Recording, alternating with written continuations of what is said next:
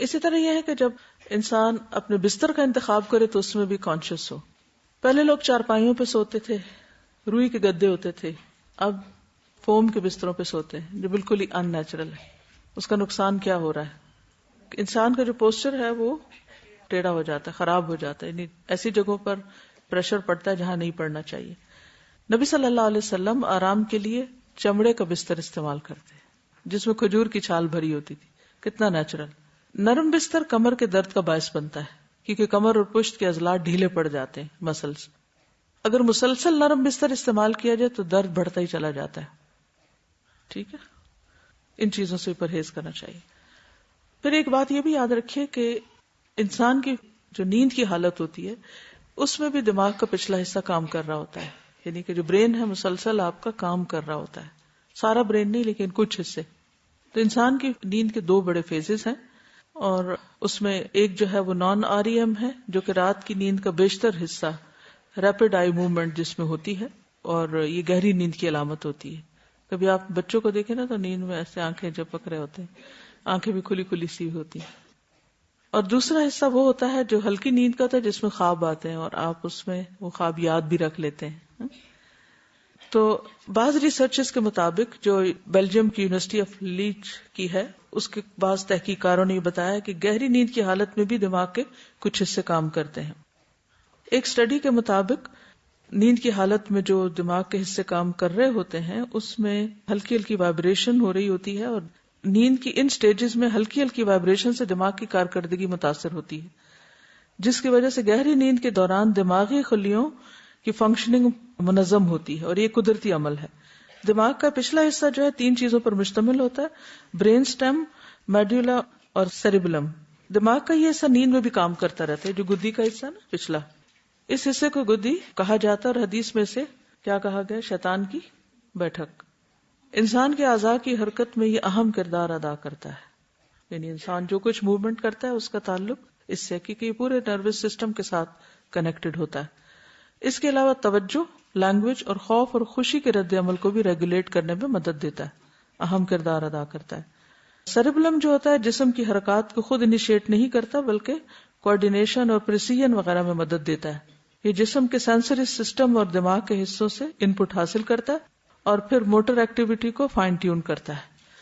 تو یہ سارے حصے جو ہیں رات کو جب انسان آرام کرتا ہے تو اس وقت ان کو بہتر فنکشن کرنے اور اپنے آپ کو آرگنائز کرنے کا موقع ملتا ہے. لیکن جب آپ آرام نہیں کرتے اور رات کو پھر جاگے رہتے ہیں یا صحیح طور پر نیند نہیں لیتے تو اس سے ان حصوں کی کارکردگی جو ہے وہ متاثر ہوتی. اب یہ جو شیطان کی گدی اور پھر نیند کے اندر ان حصوں کا کام کرنا اور خواب دیکھنا، تو آپ نے دیکھا کہ بعض اوقات نیند میں آپ ڈر جاتے ہیں اور آپ کو خواب اس قسم کے آ رہے ہوتے ہیں کہ جو آپ کو خوف زدہ کرتے ہیں. تو حدیث میں کیا آتا ہے کہ ایسے ڈرانے والے خواب جو ہیں وہ کیا ہیں؟ جی. تو اس لیے اگر آپ رات کو سوتے وقت آیت الکرسی پڑھ لیتے ہیں تو اللہ کی طرف سے ایک محافظ مقرر ہو جاتا ہے جس کی وجہ سے آپ پھر اس خوف سے باہر آ جاتے ہیں اور شیطان کو اپنی کارکردگی کا موقع کم ملتا ہے. اس کو پڑھ کے سازا میں یہ سوچ رہی تھی کہ جیسے کہا گیا نا کہ جو صبح نہیں اٹھتے اور اللہ کا ذکر نہیں کرتے تو وہ شیطان نے جو 3 گرہیں باندھی ہوتی ہیں وہ نہیں کھلتی. تو گرہ باندھنے سے مجھے یہ سمجھ آیا کہ ایسی حالت میں جب انسان سویا ہوتا ہے تو یہ جو حصہ ہے پھر اس کے اندر جو یہ پازیٹیو ایکشن ہو رہا ہوتا ہے جو دماغ کو آرگنائز کر رہا ہوتا ہے وہ پھر نہیں ہو پاتا، یا کچھ اس طرح کی چیز ہے کہ پھر انسان جب اٹھتا بھی ہے تو وہ پھر فریش نہیں ہوتا، شکار ہوتا ہے. جی پھر بوجھل ہوتا ہے اور ایسا ہوتا ہے. یعنی اصل حقیقت تو اللہ ہی کو پتا ہے، لیکن آپ دیکھیے کہ کچھ لوگ ایسے ہیں کہ جو مسلمان ہیں لیکن ان کا یقین کوئی نہیں جو کچھ نبی صلی اللہ علیہ وسلم نے فرمایا کہ وہ سچ ہے، لہٰذا وہ اس کو سیریسلی نہیں لیتے. وہ کہتے ہیں یہ ہمارے ماں باپ بس ہمیں زبردستی کہتے رہتے ہیں اور کوئی ضروری نہیں ہے ان سب چیزوں پہ عمل کرنا. کچھ لوگ ایسے ہیں کہ جو مسلمز تو نہیں ہیں، وہ کوئی بھی ریلیجن نہیں رکھتے یا کوئی مخصوص ریلیجن برائے نام رکھتے ہیں، لیکن وہ انسان کے اندر جو مختلف اس کے حصے ہیں اس کو ڈسکور کرنے اور ان کی فنکشنز کو اور انسان کی جو مختلف حالتیں ہوتی ہیں ان کے سبب اور ریزنز جاننے کو، یا ریاکشنز ہوتے ہیں ان کی اصل جاننے کی فکر کرتے رہتے ہیں اور مختلف طرح کی ریسرچز کرتے رہتے ہیں. ان کو چونکہ دین کا کچھ پتہ نہیں ہوتا لہٰذا ان کی ریسرچز ٹوٹلی ایکسپیرینس بیسڈ ہوتی ہیں. ان میں سے کچھ چیزیں ان دونوں کو میچ کرنے لگتی ہیں، یعنی جو ہم نے قرآن و سنت میں پڑھا اور جو ہم ان ریسرچز میں پڑھتے ہیں.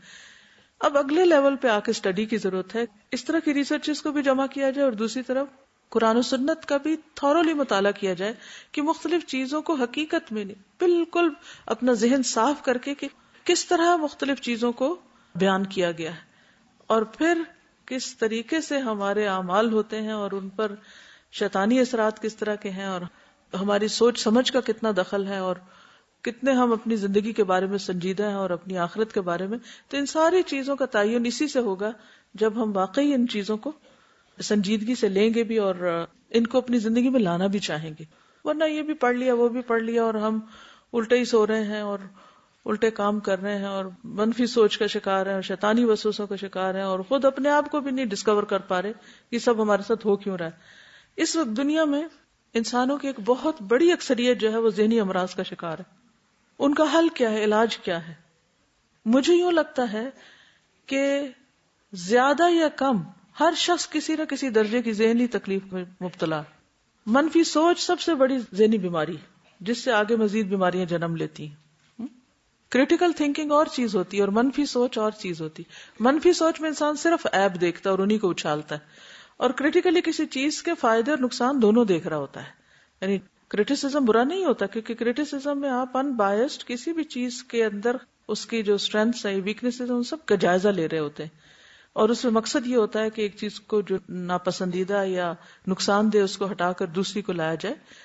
لیکن شیطانی وسوسے اور منفی سوچ جو ہے یہ مجھے تو وہی لگتا ہے جس سے سورۃ بنی اسرائیل میں آتا ہے نا، جہاں شیطان نے کہا تھا کہ وَإِذْ قُلْنَا لِلْمَلَائِكَةِ اسْجُدُوا لِآدَمَ فَسَجَدُوا إِلَّا إِبْلِيسَ قَالَ أَأَسْجُدُ لِمَنْ خَلَقْتَ طِينًا قَالَ أَرَأَيْتَكَ هَذَا الَّذِي كَرَّمْتَ عَلَيَّ لَئِنْ أَخَّرْتَنِي إِلَى يَوْمِ الْقِيَامَةِ لَأَحْتَنِكَنَّ ذُرِّيَّتَهُ إِلَّا قَلِيلًا قَالَ اذْهَبْ فَمَنْ تَبِعَكَ مِنْهُمْ فَإِنَّ جَهَنَّمَ جَزَاؤُكُمْ جَزَاءً مَوْفُورًا. اس آیت کو میں آج صبح ہی پڑھ رہی تھی تو میں سوچ رہی تھی کہ دو رویے نا، ایک ملائکہ والا اور ایک شیطان والا، ایک اطاعت کا اور ایک نافرمانی کا، ایک بات ماننے کا اور ایک انکار کرنے کا. تو ملائکہ کا رویہ کیا تھا؟ جو حکم ملا کر لیا. اور ابلیس کا کیا تھا؟ حجت بازی، انکار بھی نہیں، مزید کوشچن.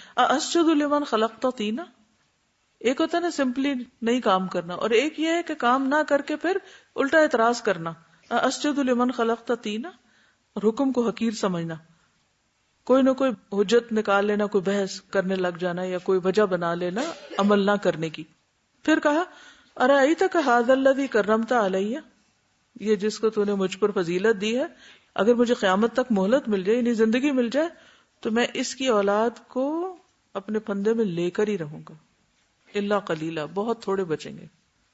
یہ ہے وہ چیلنج جس کا ہم سب سامنا کر رہے ہیں اس وقت، اور ہمارے ہر عمل کے اندر کہیں نہ کہیں سے شیطان داخل ہو جاتا ہے. میں غور کر رہی تھی کہ کوئی لیسن ایسا نہیں گزرا جس میں شیطان کا عمل دخل نہ ہو. چاہے کھانا پینا الٹے ہاتھ سے کھلواتا ہے، اور بہت سی چیزیں جو شیطانی طریقے ہیں کھانے کے.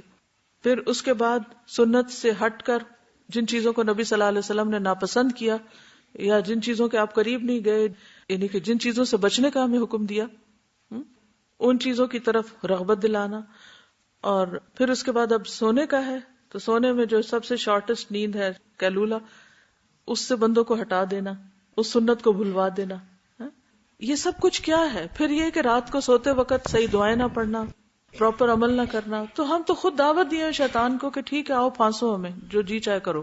استاد آپ کی بات سے مجھے سالوں کی ایک میری مشکل جو ہے وہ دور ہوئی، اور وہ یہ تھی کہ میں کیلولا جیسے لمبا کرتی تھی، اور اس کے بعد وہی جو آپ نے کہا نا کہ رات کو پھر اور ایکٹیو ہو جاتے ہیں. تو بالکل یہی ہوتا تھا کہ شروع کا وقت سستی کے ساتھ گزرنا، اور اس کے بعد والا کہ میں اتنی زیادہ فریش ہوں اور اب میں نہ کچھ کروں اور میں کیسے عشاء کے فوراً بعد سو جاؤں.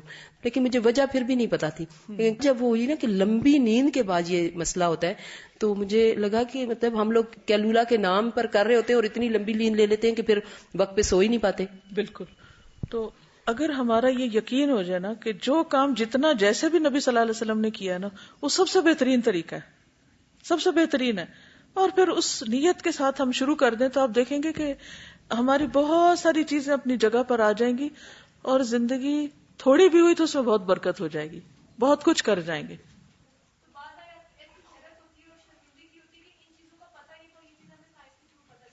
بالکل، یعنی ایک دوسرے طریقے سے پتہ چل رہی ہیں، اور جو پہلے سے خزانہ گھر میں ہے اس سے فائدہ نہیں اٹھا پائے ہم. کیونکہ اب مشکل یہ ہے کہ لوگوں نے قرآن پڑھنے پڑھانے کو بس مولویوں کا کام، مدرسے کا کام اور ایک مخصوص گروپ یا کلٹ کا کام بنا لیا ہے، سب کے لیے ضروری نہیں سمجھا. اسی لیے اس بات کو بہت زیادہ ایمفیسائز کیا کہ قرآن فار آل جب تک سارے نہیں پڑھیں گے بات نہیں بنے گی. استاذہ آج کل تو سائنٹسٹ بھی قرآن کو سامنے رکھے اس سے دیکھتے کہ قرآن اس کے بارے میں کیا کہتا ہے، کیونکہ جیسے کہ پہلے انہوں نے کہا تھا کہ the world is flat، تو قرآن میں لکھا تھا کہ it's round، اور the sun rotates around the earth، جبکہ قرآن میں لکھا تھا کہ the earth rotating around the sun. تو آج کل تو سائنٹسٹ بھی قرآن اور سنت کو پڑھ کے اپنے ایکسپیریمنٹس اور اس کے بارے میں بتاتے ہیں، ہمیں اس پہ یقین نہیں ہوتا. ہمیں یقین نہیں، اصل میں یقینی کی تو کمی ہے، کیونکہ عمل انسان کا بدلتا ہے ایمان کے مطابق. جتنا جس چیز پر ایمان ہوگا نا، جتنا اس کی صداقت اور سچائی پر یقین ہوگا، اسی کے مطابق عمل تبدیل ہوتا چلا جائے گا. اور پھر ایمان کے جو مختلف حصے ہیں، ایمان کے جو فروٹس ہیں، جو اس کے ثمرات ہیں، جو اس کے نتائج ہیں، کہ کس طرح جو حقیقی ایمان ہوتا ہے وہ انسان کو دنیا میں بھی کیسے کیسے فائدے پہنچاتا ہے، آخرت کے تو فائدے ہیں ہی. کل نا وہ ایگزیکٹلی رات کو سوتے ہوئے نا عبداللہ مجھ سے نا یہی پوچھ رہا، میں اسے کہہ رہی نا کہ رائٹ سائڈ پہ یوں سونا ہے، تو کہتا ہے ماما آپ یہ بولتے ہیں، آپ مجھے بتائیں اس کا فائدہ کیا ہے نا. اور ماشاء اللہ آج اتنے سارے فائدے پتہ چل گئے. تو اس وقت تو بیسیکلی میں نے اسے یہی بتایا کہ دیکھو بیٹا، یہ نبی صلی اللہ علیہ وسلم جن سے آپ اتنا لو کرتے ہو ہمیں بات کہی ہے تو ہم نے تو یہ کرنا ہے. پھر دوسرا میں نے اسے یہ کہا کہ لیفٹ سائڈ پہ بچپن سے سنتے آ رہے ہیں بوجھ پڑتا ہے دل پہ، یہ بتا دیا. اور تیسرا وہ کہہ رہا تھا مجھے سانس لینے میں پرابلم ہوتا ہے، تو میں نے اپنی طرف سے کہا انشاءاللہ آپ اس طرح سنت کو فالو کرو گے تو آپ کو یہ سانس لینے میں آسانی ہوگی. اور آج ماشاءاللہ وہ پروو ہو گیا. اللہ کا شکر. جی آپ بولیے. سزا میں کہی تھی کہ یہ ریسرچ کا ورڈ پتہ نہیں کیوں اتنا متاثر ہمیں کرتا ہے نا. تو آن اے لائٹر نوٹ ایک ریسرچ یہ تھی، ابھی ذہنی صحت کی بات ہو رہی تھی، تو ذہنی صحت کا کانسیپٹ بھی سب سے پہلے اسلام نے ہی دیا تھا. تو ایک وہ ریسرچ یہ آئی تھی کہ ان Pakistan 95% have psychological problems and the rest of the 5 are mad. یعنی 95 تو ہو گئے ذہنی مریض، اور 5% جو بچے ہیں وہ صحت مند نہیں ہے، وہ پاگل ہے. اللہ رحم کرے. ایک اور چیز شاید میں نے پہلے بھی ذکر کی ہو آپ کو، کہ جب مجھے کوئی مشکل پیش آتی ہے نا، تو میں ہمیشہ یہ سوچتی ہوں کہ اللہ تعالیٰ اپنے بندوں پہ ظلم نہیں کرتا، اور میری اپنی کو غلطی ہے، میرا ہی گناہ ہے، میرا ہی قصور ہے، ورنہ ایسا ہو نہیں سکتا، میں نے ہی کچھ کیا. تو میں فوراً آیت کریمہ پڑھتی ہوں، پھر لا الہ الا انت سبحانک انی کنت من الظالمین. اور یہ جو دعا ہے، یا اللہ میرے ان گناہوں کو بھی معاف کر دے جو میں جان بوجھ کے کر رہا ہوں اور جن کو میں جانتا ہوں، اور ان کو بھی جو میں کر رہا ہوں اور احساس بھی نہیں کہ میں کر رہا ہوں غلط. ہماری بہت سی بیماریاں، ہماری خرابیاں، چاہے اخلاقی ہو، چاہے جسمانی ہو، چاہے ذہنی ہو، کچھ بھی دراصل ہمارے اپنے گناہوں کا نتیجہ ہوتی، یا کوتاہیوں کا، یا کسی غفلت کا، یا کسی بھی چیز یا کسی سنت کو چھوڑنے کا. اور ہمیں اپنی جہالت کی وجہ سے یہ پتہ نہیں ہوتا وہ کون سی سنت ہے جس کی میں خلاف ورزی کر رہی ہوں، جس کے نتیجے میں مجھے اس فتنے کا شکار ہونا پڑا ہے. کیونکہ قرآن مجید میں ایک جگہ یہ بھی آتا ہے نا کہ ما اصابکم من مصیبت والی تو بات آتی ہے، لیکن سورۃ نور میں بھی آتا ہے نا کہ اس بات سے بھی ڈرنا چاہیے نا کہ اگر سنت رسول صلی اللہ علیہ وسلم کی مخالفت کرتے تو کہیں کسی فتنے کا شکار نہ ہو جائے. تو فتنہ ہو، آزمائش ہو، تکلیف ہو، پریشانی ہو، یہ صحیح رستے سے ہٹنے کا ہی نتیجہ ہوتا ہے، لیکن اپنے کو ہی نہیں پتا ہوتا کہ وہ کہاں ہے. تو ایک تو دعا کرنی چاہیے کہ اللہ دکھا دے، اور اگر نہیں پتا چل رہا تو یا رب العالمین ہم فاعترفت بذنبی، میں اپنے سارے گناہوں کا اعتراف کرتی ہوں، فاغفر لی، تو مجھے معاف کر دے. اور انشاءاللہ اگر اللہ تعالیٰ معاف کر دے گا تو رستے بھی نکل آئیں گے، پتہ بھی چلنے لگے گا. اور واتقوا اللہ ویعلمکم اللہ، اگر اللہ کا ڈر آئے گا تو اللہ سکھا بھی دے گا کہ ہم کہاں غلطی کر رہے ہیں اور اس کا علاج کیا کرنا ہے، کیونکہ یہ بھی سب اللہ ہی کے پاس ہے. علم کا اصل سورس تو وہی ہے. آگے چلتے ہیں، کچھ تھوڑا سا مزید سنتوں کے بارے میں پڑھ لیتے ہیں، اور اس نیت کے ساتھ کہ ہم بھی کچھ عمل کر سکیں انشاءاللہ. ہم تہجد کی بات کر رہے تھے اور رات کو اٹھ کر نماز پڑھنے کی بات کر رہے تھے. قرآن مجید میں سورۃ الذاریات میں آتا ہے ان المتقین فی جنات وعیون آخذین ما آتاہم ربہم انہم کانوا قبل ذلک محسنین کانوا قلیلا من اللیل ما یہجعون وبالاسحار ہم یستغفرون. یہ اتنی بڑی سعادت ہے جو کسی کو بھی نصیب ہو کہ سحری کے وقت وہ استغفار کر سکے.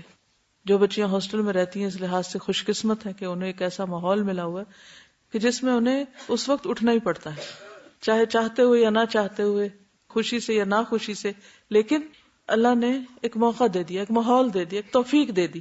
لہٰذا اس وقت خاص طور پر استغفار، یعنی ایک تو استغفار ہم اپنے ان گناہوں کی جو جانتے ہیں اور جو نہیں جانتے ان کی، لیکن دن کے کسی بھی وقت سے زیادہ بہتر استغفار کا وقت تہجد کا وقت ہے، سحری کا وقت ہے. تتجافى جنوبهم عن المضاجع يدعون ربهم خوفا وطمعا ومما رزقناهم ينفقون. ان کے پہلو بستروں سے الگ رہتے ہیں، وہ اپنے پروردگار کو خوف اور امید سے پکارتے ہیں، خوف اور امید، اور جو رزق ہم نے انہیں دیا ہے اس میں سے خرچ کرتے ہیں. پیچھے بھی محسنین کی بات ہے اور یہاں بھی دوسروں کے ساتھ اپنا مال، اپنا علم، اپنی باقی نعمتیں شیئر کرنے کی بات ہے. سونے جاگنے کے معاملے میں ایک اور چیز بہت اہم ہے اور وہ ہے اس میں اعتدال. نہ انسان اتنا سوئے کہ جاگنا بھول جائے اور نہ اتنا جاگے کہ سونا بھول جائے. عبداللہ بن عمر کہتے ہیں کہ رسول اللہ صلی اللہ علیہ وسلم میرے پاس تشریف لائے اور فرمایا، کیا میں یہ درست خبر دیا گیا ہوں کہ تم رات بھر عبادت کرتے ہو اور دن میں روزہ رکھتے ہو؟ میں نے کہا جی ہاں یہ صحیح ہے. آپ نے فرمایا ایسا نہ کرو، عبادت بھی کرو اور سو بھی، روزہ بھی رکھو اور بلا روزے بھی رہو، کیونکہ تمہارے جسم کا بھی تم پر حق ہے. اس معاملے میں ہر ایک کی عادت مختلف ہوتی ہے. آپ بچوں میں دیکھیں تو مجھے بڑی حیرت ہوتی ہے کہ کچھ بچے رات کے ارلی حصے میں سونے لگ جاتے ہیں، ایک مخصوص ٹائم پر وہ سو ہی جاتے ہیں. شادی ہو، پارٹی ہو، لوگ آئے ہو، ہنگامہ ہو، گھر میں کچھ ہو، وہ بچے آرام سے جا کے سو جائیں گے. اور کچھ بچوں کو بہلا بہلا کے سلانا پڑتا ہے. ایک تو کچھ مزاجی اختلاف بھی اللہ نے رکھے ہیں، کیونکہ نیند کسی کے لیے امتحان ہے اور کسی کے لیے نیند کا نہ آنا امتحان ہے. بہرحال اس میں جو بھی ہم سٹرگل کریں گے اللہ کی طرف سے اجر پائیں گے انشاءاللہ، اللہ تعالیٰ کے ہاں اس کا اجر ہوگا. کچھ لوگ نہ سو کر بھی یا کم سو کر بھی بہت کچھ کر لیتے ہیں اور کچھ لوگ مجبور ہوتے ہیں کہ وہ دوسروں کی نسبت زیادہ سوئیں. اس میں ہر ایک اپنا اپنا مزاج پہچانے. مثلا میں زندگی میں 2 لوگوں کو ایسے ملی ہوں، ایک 1.5 گھنٹہ تقریباً سوتا ہے 24 گھنٹے میں اور ایک 2 گھنٹے. ابھی ریسنٹلی پچھلے ہفتے مجھے کسی نے بتایا کہ جب سے میں نے قرآن مجید حفظ کیا ہے، شاید وہ 12 سال کے تھے یا کچھ ایسی عمر تھی، اس کے بعد وہ رات کو صرف 2 گھنٹے سوتے ہیں، 12 بجے سوتے ہیں، 2 بجے اٹھ جاتے ہیں، اور ان کو اتنی نیند پورا دن کام کرنے کے لیے کافی ہوتی. اللہ کی بہت بڑی نعمت ہے. ہم تو زندگی کا ایک بڑا حصہ سو سو کے ہی ضائع کر رہے ہیں. تو بہت رشک آتا ہے ان لوگوں پر جو کم سوتے ہیں اور پھر بھی کام کے قابل رہتے ہیں. کچھ لوگ کم سو کر کام کے قابل نہیں رہتے، کچھ کر نہیں پاتے. اس میں کچھ تو نفسیاتی اثر بھی ہوتا ہے، لیکن کچھ یہ ہے کہ عادات بھی ہیں. تو بہرحال پوری رات جاگنا نبی صلی اللہ علیہ وسلم کا طریقہ نہیں. ٹھیک ہے، آپ عشاء کے بعد کم بات کرتے، سو جاتے اور صبح جلدی اٹھتے تھے. نبی صلی اللہ علیہ وسلم نے سلمان اور ابو الدرداء رضی اللہ عنہما میں بھائی چارہ کرایا. انصار و مہاجر اخوت. آخر نبی صلی اللہ علیہ وسلم بین سلمان و بین ابی الدرداء فزار سلمان و ابو الدرداء. تو ایک مرتبہ سلمان رضی اللہ عنہ ابو الدرداء سے ملاقات کے لیے گئے. جب رات ہوئی تو ابو الدرداء عبادت کے لیے اٹھے. تو سلمان رضی اللہ عنہ نے کہا ابھی سو جاؤ. تھوڑی دیر بعد ابو الدرداء پھر عبادت کے لیے اٹھے. سلمان رضی اللہ عنہ نے کہا ابھی سو جاؤ. پھر جب رات کا آخری حصہ ہوا تو سلمان رضی اللہ عنہ نے کہا اب اٹھ جاؤ. چنانچہ دونوں نے نماز پڑھی. اس کے بعد سلمان رضی اللہ عنہ نے کہا تمہارے رب کا بھی تم پر حق ہے، تمہارے نفس کا بھی تم پر حق ہے، تمہاری بیوی کا بھی تم پر حق ہے، اس لیے ہر حق والے کو اس کا حق دو. پھر وہ نبی صلی اللہ علیہ وسلم کی خدمت میں حاضر ہوئے اور آپ سے اس کا تذکرہ کیا. آپ نے فرمایا سلمان نے سچ کہا. یعنی عبادت بھی ہو، شوہر بیوی ایک دوسرے کے حقوق بھی ادا کریں اور اس کے ساتھ ساتھ انسان اپنی جان نفس کا حق بھی ادا کرے، یعنی نیند بھی لے. سونے جاگنے کے اوقات جو ہیں ان کو بھی آپ ریگولیٹ کریں، مانیٹر کریں. ڈیلی آپ ٹائم جب سوئیں تو بھی نوٹ کریں اور جب اٹھیں تو بھی نوٹ کریں کہ ہر روز آپ کتنا سوئیں، ٹوٹل آپ کی سلیپنگ آورز کیا ہیں اور ان کو آپ کس طرح کم کر سکتے ہیں. کیونکہ اس میں بہت حد تک عادت کا بھی ایک حصہ ہوتا ہے. عادت پڑ جاتی، جیسے 1.5 گھنٹے کا سلیپ سائیکل ہوتا ہے نا، تو 1.5 گھنٹہ 3 گھنٹے ہو گئے، پھر 1.5 گھنٹہ 4.5 گھنٹے ہو گئے، پھر 1.5 گھنٹہ 6 گھنٹے ہو گئے. ٹھیک ہے، اگر کوئی شخص اس طریقے پر سوتا ہے کہ جیسے 3 گھنٹے سوئے یا 4.5 گھنٹے سوئے یا 6 گھنٹے سوئے تو انشاءاللہ اس کو وہ جو ایک ریسٹلیسنس کی کیفیت ہے وہ نہیں ہوگی. لیکن اگر آپ 6 گھنٹے سونے کی بجائے 6.5 گھنٹے سوتے ہیں تو آپ دیکھیں گے اٹھ کے بہت دیر تک آپ تھکے ہارے رہیں گے. اسی طرح اگر آپ 7 آورز کر لیتے ہیں تو بھی، تو اس میں پھر کیا ہے، پھر 7.5 کر لیں اگر آپ نے اس سے زیادہ سونا ہے. اس میں دن کے بھی 20 منٹ یا آدھا گھنٹہ کیلولا کا بھی شامل کر لیں، کیونکہ 24 آورز میں آپ کو وہ پورا کرنا ہے. ٹھیک. ہر ایک کے لیے آئیڈیل نیند کا معیار یا اس کا تعین خود اس کے اپنے ماحول پر ہے یا اپنی عادات پر ہے یا اپنی ضرورت پر ہے. کچھ لوگوں کے اندر خاندانی طور پر زیادہ سونے کی عادت ہوتی ہے اور وہ مجبور ہوتے ہیں، وہ جاگ بھی رہے ہیں تو وہ سو جاتے ہیں بیٹھے بیٹھے بھی، کیونکہ ان کے اوپر نیند غلبہ کرتی. کچھ لوگ خوش قسمت ہوتے ہیں، ان کو ایسا کوئی مرض نہیں ہوتا. لیکن پھر بھی اگر آپ یہ سوچیں کہ نیند جو ہے وہ موت کے مشابہ ہے، کیونکہ میرا یہ ٹریگر ہے کہ نیند موت کے مشابہ ہے. ہم میں سے کوئی مرنا نہیں چاہتا یا ابھی مرنا نہیں چاہتا یا کچھ کرنا چاہتے ہیں ہم زندگی میں، تو پھر مر کے تو نہیں کر سکتے نا، جی کر ہی کریں گے نا. تو جتنا کھینچ سکتے ہیں اپنی نیند کو کم کرنے کے لیے کہ جس کے بعد کمفرٹیبلی کام کر سکے. یہ نہیں کہ 1.5 گھنٹہ سوئیں یا 2 سوئیں کیونکہ وہ اور لوگ سو سکتے ہیں تو میں بھی یہ کر کے پھر کچھ کروں اور باقی سارا دن ادھر پڑے ادھر گریں کچھ نہ کریں، یہ بھی کوئی فائدہ نہیں. ٹھیک ہے نا. بڑی ہوئی نیند کو گھٹائیں اور اس کو ایک خاص پیٹرن میں لائیں، اور پھر یہ کہ مخصوص اوقات پر اگر سوئیں اور جاگیں تو انشاءاللہ اس سے بھی آپ کو فائدہ ہوگا. 3 طرح کے لوگ ہوتے ہیں. کچھ کو تو مخصوص اوقات میں ہی نیند آتی ہے، اگر ذرا سا بھی نیند ڈسٹرب ہو جائے، آگے پیچھے ہو جائے وقت، تو وہ نہیں سو پاتے. کچھ لوگ امام بخاری جیسے ہوتے ہیں کہ ان کے نہ سونے کا ٹائم ہوتا ہے نہ جاگنے کا ہوتا ہے، وہ سوتے ہوئے بھی اٹھ اٹھ کے کام کرتے رہتے ہیں اور انہوں نے اپنے طریقے پر نیند کا پیٹرن سیٹ کیا ہوتا ہے. چاہے آپ ایک ہی اسٹریچ میں نیند لیتے ہیں تو بھی آورز کیلکولیٹ کریں، یا آپ دن میں یا 24 آورز میں آپ 2-3 بٹس میں نیند لیتے ہیں تو اس کو بھی ٹوٹلی کیلکولیٹ کریں کہ کتنا آپ لے رہے ہیں. ٹھیک ہے. کچھ لوگ رات کو جیسے 3 گھنٹے سو کے پھر اس کے بعد اٹھ کے تہجد وغیرہ پڑھ کے پھر تھوڑا سا سو کے پھر اس کے بعد کام کر کے پھر دن میں کچھ آرام کر کے، یعنی مختلف اوقات میں شارٹ نیپس لے کے اپنی ضرورت پوری کر لیتے ہیں اور ان وقفوں کے بیچ میں بہت پروڈکٹیو ہوتے ہیں. تو اپنے آپ کو پہچانیے کہ آپ کیسے بہتر کام کر سکتے ہیں. ایک اور چیز یہ ہے کہ سونے کے بعد کچھ لوگ جب اٹھ بھی جاتے ہیں تو اٹھتے نہیں، وہ بہت بڑا ٹائم ویسٹر ہے. بیڈ میں پڑے رہتے ہیں، سوچتے رہتے ہیں. اگر ان کو کہا جائے بھی اٹھے تو کہتے ہیں اٹھے ہوئے ہیں، لیکن اٹھے دکھائی نہیں دیتے. تو اس سے بھی پرہیز کریں، یہ بہت بڑا ٹائم ویسٹر ہوتا ہے. ٹھیک ہے نا. تو انشاءاللہ تعالی اپنے اوقات کو جتنا بہتر سے بہتر ہو سکے موسٹ فروٹفل بنائیں، زیادہ کارآمد بنائیں. صرف یہ نہ دیکھیں کہ کتنا سوئے اور کتنا جاگے، یہ بھی دیکھیں کہ جاگتے میں کیا کیا اور سوتے میں کیا کیا. بعض لوگ سوتے میں بڑے اچھے اچھے خواب دیکھتے ہیں، بعض لوگوں کو خواب میں بہت بہت چیزوں کے آئیڈیاز ملتے ہیں، کام کرنے کے طریقے ملتے ہیں، کئی مسائل کا حل ملتا ہے. کوئی ان کو خواب میں آ کر کچھ بتاتا ہے، یہ کرو یہ نہ کرو، تو وہ بھی بڑا اچھا. نیند میں بھی کلاس چل رہی ہوتی ہے. تو اصل چیز جس کا ہم سب کو حریص ہونا چاہیے وہ یہ کہ جو بھی ہماری زندگی ہے وہ بہتر سے بہتر اور مفید ترین کاموں میں لگے، زیادہ فائدے کی ہو جائے. ٹھیک ہے نا. اور اس کے لیے دعا بھی مانگنی چاہیے کہ اللہ تعالیٰ ہمارے اوقات میں برکت پیدا کر دے.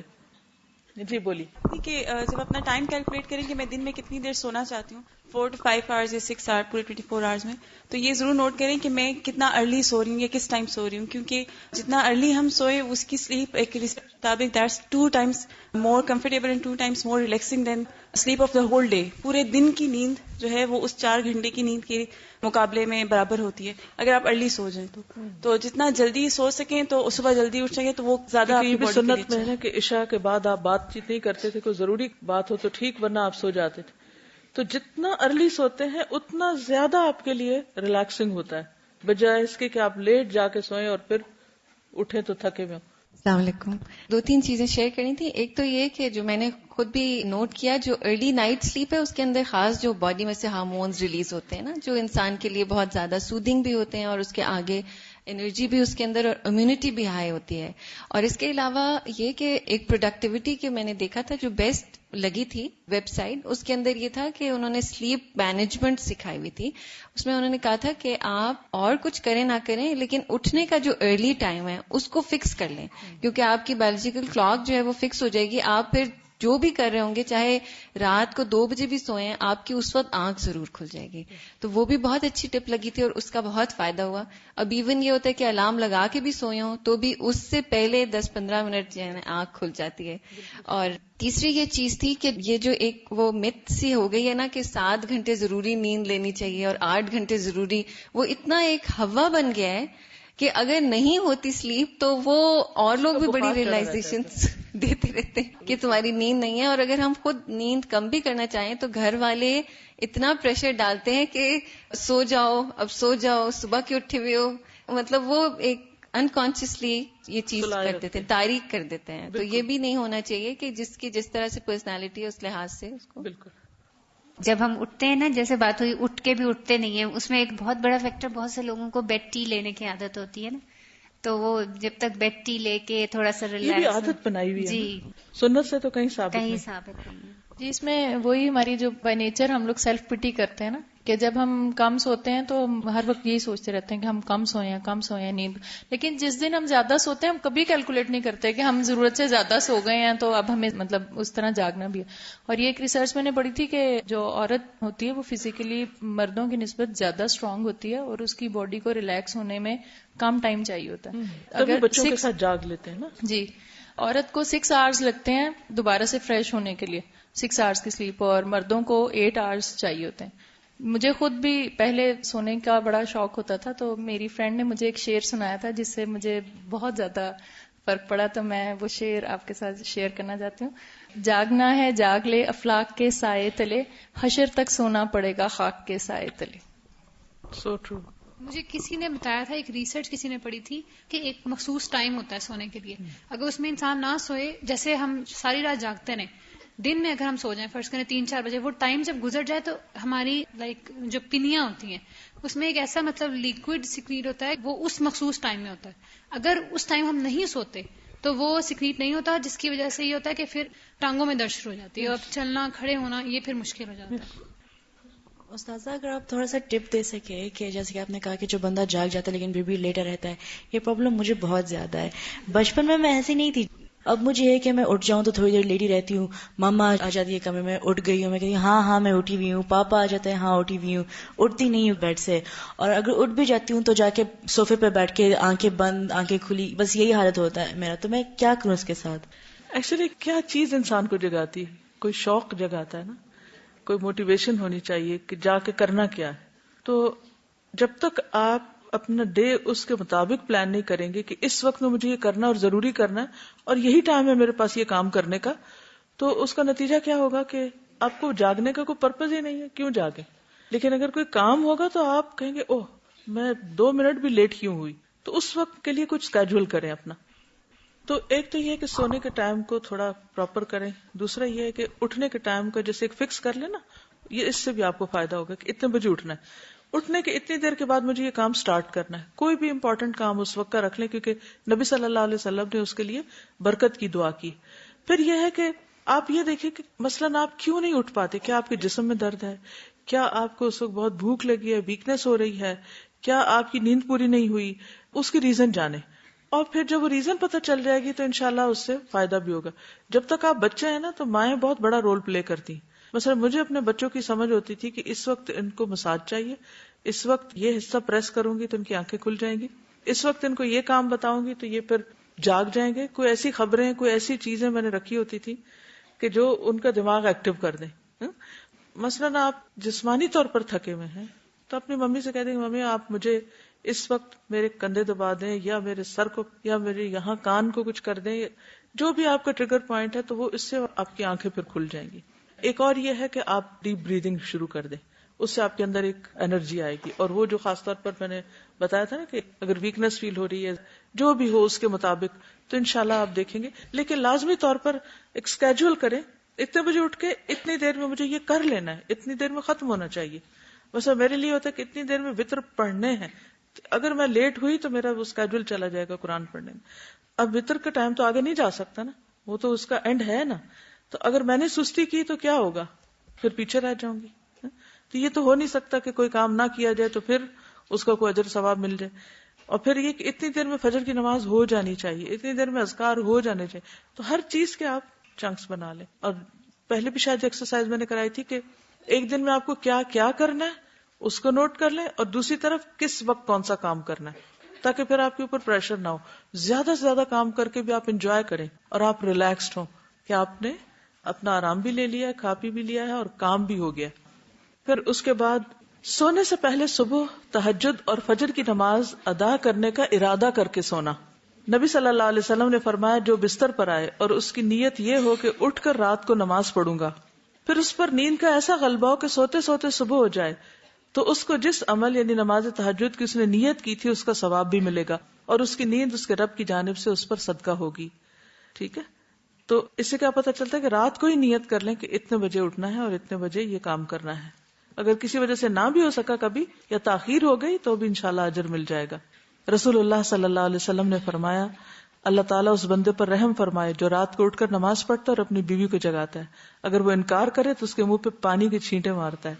اور رحم فرمایا اللہ تعالیٰ اس بندی پر جو رات کو اٹھ کر نماز پڑھتی ہے اور اپنے شوہر کو جگاتی ہے, اگر وہ انکار کرے تو اس کے منہ پہ پانی کی چھینٹیں مارتی ہے.